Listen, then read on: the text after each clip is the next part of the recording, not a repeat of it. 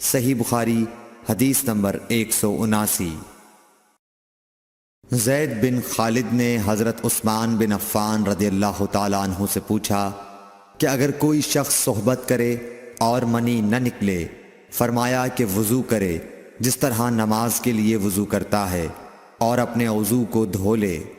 حضرت عثمان رضی اللہ تعالیٰ عنہ کہتے ہیں کہ یہ میں نے رسول اللہ صلی اللہ علیہ وسلم سے سنا ہے۔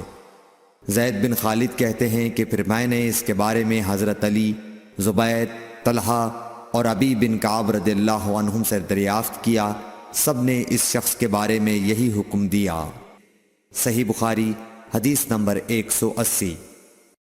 رسول اللہ صلی اللہ علیہ وسلم نے ایک انصاری کو بلایا۔ وہ آئے تو ان کے سر سے پانی ٹپک رہا تھا۔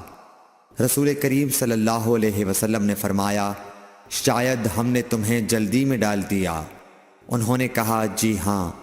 تب رسول اللہ صلی اللہ علیہ وسلم نے فرمایا کہ جب کوئی جلدی کا کام آ پڑے یا تمہیں انزال نہ ہو تو تم پر وضو ہے، غسل ضروری نہیں۔